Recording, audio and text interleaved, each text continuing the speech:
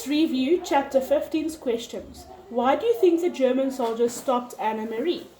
Because it was barely light and there was a little girl in the forest. Number 2. Why do you think the contents of the packet were so important? Because of how Uncle Hendrik reacted when he got it, of how Mommy reacted when she realized that they left it. You can see that something, whatever it is, we don't know what it is, it's very important. Number 3, why did Anna Marie behave like Kirsty when she was stopped by the German soldiers? Because Mom said act like a silly girl, and Kirsty is the only silly girl that Anna Marie knows. And number 4, why was it good that Anna Marie did not know what was in the packet? Because when she said, don't know what's in there, she was telling the truth. And the German soldiers could see the truth in her. And then number 5, what was in the basket that helped fool the Germans into thinking it was Uncle Hendrik's lunch? The bread and the cheese and the apple. Look for the answers to these questions in this reading. What would have happened if Anna Marie had not gotten the handkerchief to Uncle Hendrik? Number 2. What was Uncle Hendrik's explanation for each of the following? Anna Marie not seeing the roses in the boat, the use of a drug on the baby, and the handkerchief. Number 3. What did Anna Marie learn about Peter from Uncle Hendrik? And number 4. What were the 2 clues that should have clued Anna Marie in about Peter? Poor Blossom, Uncle Hendrik said, laughing after dinner that evening. It was bad enough that your mother was going to milk her after all these years of city life, but Anna Marie, to do it for the very first time, I'm surprised Blossom didn't kick you. Mama laughed too. She sat in a comfortable chair that Uncle Hendrik had moved from the living room and placed in a corner of the kitchen. Her leg, in a clean white cast to the knee, was on a footstool. Anna Marie didn't mind their laughing. It had been funny. When she had arrived back at the farmhouse, she had run along the road to avoid the soldiers who might still be in the woods. Now, carrying nothing, she was in no danger. Mama and Kirsty were gone. There was a note, hastily written from Mama, that the doctor was taking her in his car to the local hospital, that they would be back soon. But the noise from Blossom, forgotten, unmilked, uncomfortable in the barn, had sent Anna Marie wearily out with a milking bucket. She had done her best, trying to ignore Blossom's irritated snorts and tossing head, remembering how Uncle Hendrik's hand had worked with a firm, rhythmic pulling motion, and she had milked. I could have done it, Kirsty announced. You only have to pull and it squirts out. I could do it easily. Anna Marie rolled her eyes. I'd like to see you try, she thought. Is Ellen coming back? Kirsty asked, forgetting the cow after a moment. She said she'd make a dress for my doll. Anna Marie and I will help you make a dress, Mama told her. Ellen had to go with her parents. Wasn't that a nice surprise that the Rosens came last night to get her? She should have waked me up to say goodbye, Kirsty grumbled, spooning some imaginary food into the painted mouth of the doll she had propped in a chair beside her. Anna Marie, Uncle Hendrik said, getting up from the table and pushing back his chair. If you come with me now to the barn, I'll give you a milking lesson. Wash your hands first. Me too, said Kirsty. Not you too, Mama said. Not this time. I need your help here. Since I can't walk very well, you'll have to be my nurse. Kirsty hesitated, deciding whether to argue. Then she said, I'm going to be a nurse when I grow up, not a cow milker. So I have to stay here and take care of Mama. Followed as usual by the kitten, Anna Marie walked with Uncle Hendrik to the barn through a fine misty rain that began to fall. It seemed to her that Blossom shook her head happily when she saw Hendrik and knew that she would be in good hands again. She sat on the stacked hay and watched while he milked, but her mind was not on milking. Uncle Henry, she asked, where are the Rosens and the others? I thought you were taking them to Sweden on your boat, but they weren't there. They were there, he told her, leaning forward against the cow's broad sides. You shouldn't know this. You remember that I told you it was safer not to know. But, he went on as his hands moved with a sure, practiced motion, I will tell you just a little, because you were so very brave. Brave? Anna-Marie asked, surprised. No, I wasn't. I was very frightened. You risked your life. But I didn't even think about that. I was only thinking of... He interrupted her, smiling. That's all that brave means. Not thinking about the danger, just thinking about what you must do. Of course you were frightened. I was too today. But you kept your mind on what you had to do, and so did I. Now let me tell you about the Rosens. Many of the fishermen had built hidden places in their boats. I have too, down underneath. I have only to lift the boards in the right place, and there's a room to hide a few people.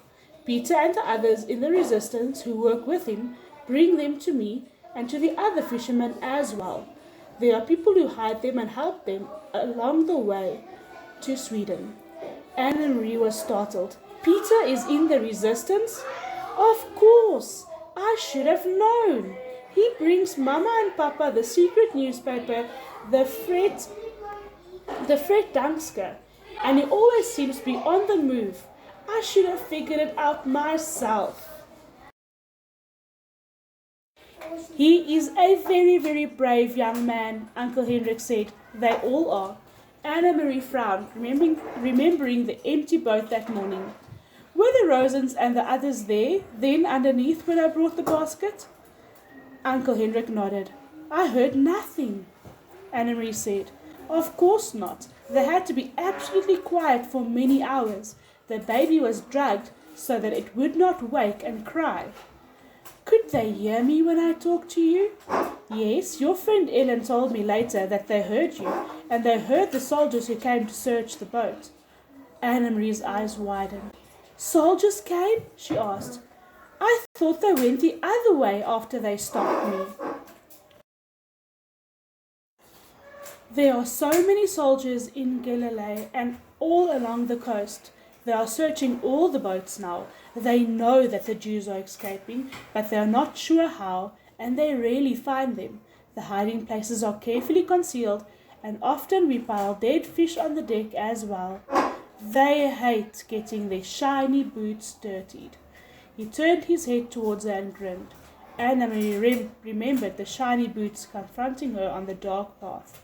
Uncle Hendrik, she said, I'm sure you are right, that I shouldn't know everything, but please would you tell me about the handkerchief? I knew it was important, the packet, and that's why I ran through the woods to take it to you, but I thought maybe it was a map.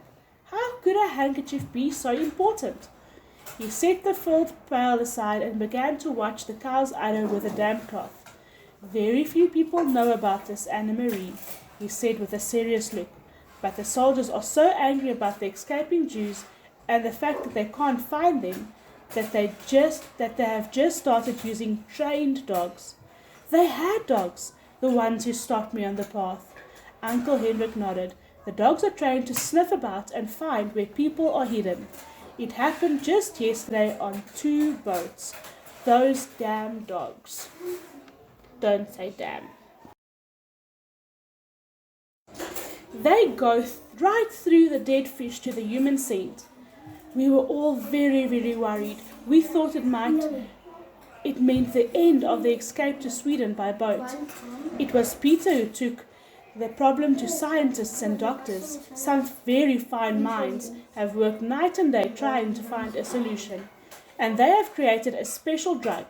I don't know what it is, but it was in the handkerchief. It attracts the dogs, but when they sniff at it, it ruins their sense of smell. Imagine that. Anna-Marie remembered how the dogs had lunged at the handkerchief, smelled it, and then turned away. Now, thanks to Peter, we will each have such a handkerchief, each boat captain. When the soldiers board our boats, We'll simply pull the handkerchiefs out of our pockets. The Germans will probably think we all have bad colds. The dogs will sniff about, sniff the handkerchiefs we are holding, and then roam the boat and find nothing. They will smell nothing. Did they bring dogs to your boat this morning? Yes, not 20 minutes after you had gone. I was about to pull away from the dock when the soldiers appeared and ordered me to halt. They came aboard, searched, found nothing. By then, of course, I had the handkerchief. If I had not, well, his voice trailed off and he didn't finish the sentence. He didn't need to. If she had not found the packet where Mr. Rosen had dropped it, if she had not run through the woods, if the soldiers had taken the basket, if she had not reached the boat in time, all of the ifs whirled in Anne-Marie's head. They are safe in Sweden now, she asked. You're sure? Uncle Hendrik stood and patted the cow's head. I saw them ashore. There were people waiting to take them to shelter. They are quite safe there. But what if the Nazis invade Sweden? Will the Rosens have to run away again? That won't happen.